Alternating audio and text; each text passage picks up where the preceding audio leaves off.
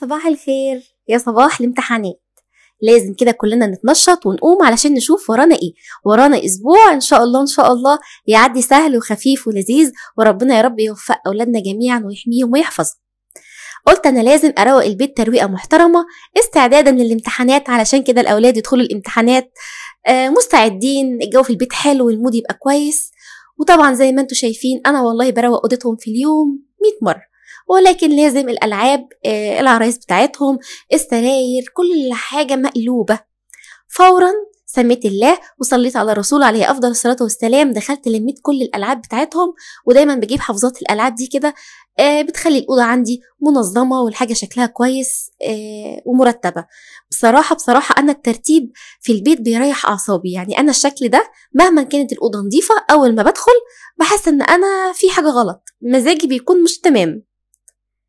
لميت كل حاجاتهم، وطبعا الأولاد ربنا يحميهم ويهديهم يا رب بيعملوا كل حاجة وبيرموا وراهم كتب، كوبايات، أزايز مية. غيرت الفرش تماما ولمعتها وخليتها زي الفل، ورشتها معطر وبقيت تمام. وهنا ميرنا بتسلم عليكم. وفورا اخدت على طول الفرش والحاجات دي علشان ما نكسلش. اول باول دخلت اثناء ما انا هعمل اي شغل تاني في البيت تكون الحاجات دي اتغسلت، حطيتها في الغساله على طول علشان ما نعطلش نفسنا، هي الغساله تبقى شغاله مع نفسها وانتي كمان تشوفي وراكي ايه. قلت بقى ألمع كل حاجة كده علشان التراب في البيت بصراحة بيدي طاقة سلبية.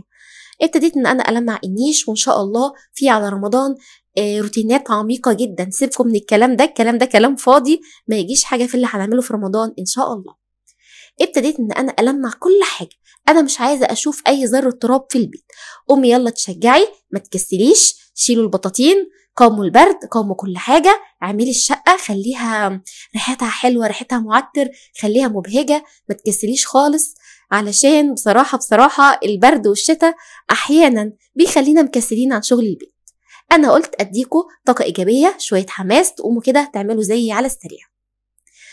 طبعا كان جاي لي ضيوف وكانوا احتمال ان هم يطلعوا يقعدوا فوق الفريزر او فوق التلاجة، فقلت لا ما ينفعش، انا لازم اجيب كده كرسي او سلم زي ما انتم شايفين واطلع اروق فيه. ممكن اعمل الحركه دي كل شهر ان انا المع فوق الفريزر او فوق التلاجة، بس كان جاي لي ضيوف قلت احتمال يطلعوا يحبوا يقعدوا فوق يغيروا جو، فما ينفعش طبعا حد يقول عليا حاجه، يعني يقولوا ازاي سايبه التراب هنا وعارفه ان احنا جايين، يعني ربما يجي لي اي تفتيش مفاجئ.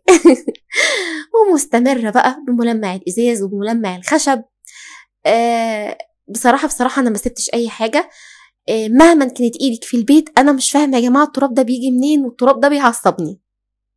طبعا في حاجات كتير جدا اثناء الروتين كنت بختصر ومش بصورها علشان يعني ما تزهقوش، وعلشان يكون الفيديو خفيف، يا رب اكون خفيفه كده على قلوبكم، تكون فيديوهاتي بتعجبكم والمحتوى يكون كويس. وشكرا جدا على كل التعليقات الجميله، وعلى اخواتي المتابعين الجداد والمتابعين اللي معايا كمان من اول ما بدات الصفحه.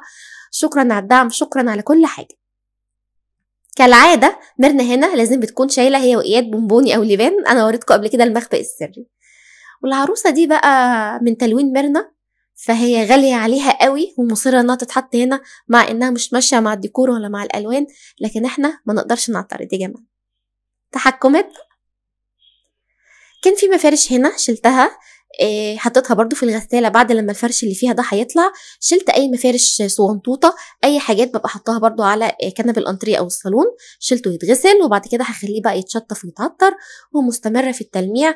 الموضوع يبانك في البداية قبل ما تبدأي تقيل وممل، ولكن سمي الله واستعيني كده بالله وان شاء الله ربنا يقويكي ويعينك. شلت كل الكراسي والكنب كده زي ما احنا شايفين، وهعمل بالمكنسة.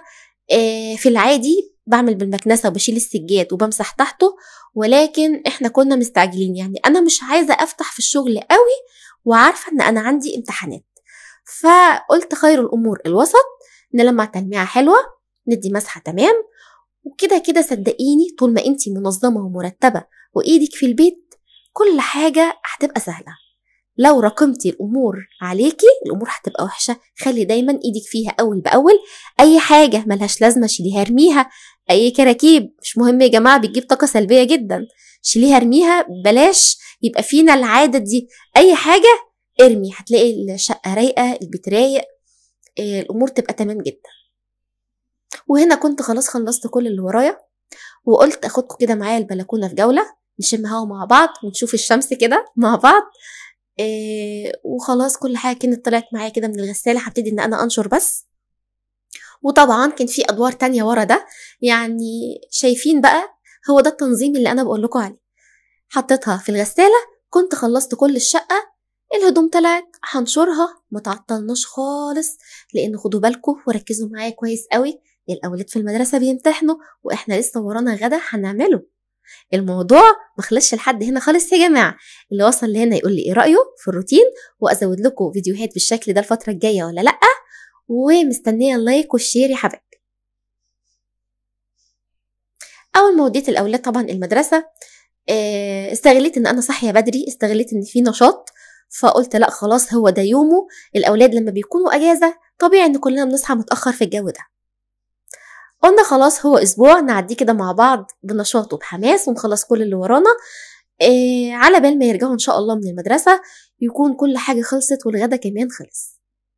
هنا الشقة كانت ما شاء الله مسحتها كمان، دي مسحة كويسة جدا للأرض وعطرتها. إن شاء الله الغدا مميز جدا، ينزل لكم فيديو تاني علشان بس ما يكونش الفيديو ده طويل عليكم.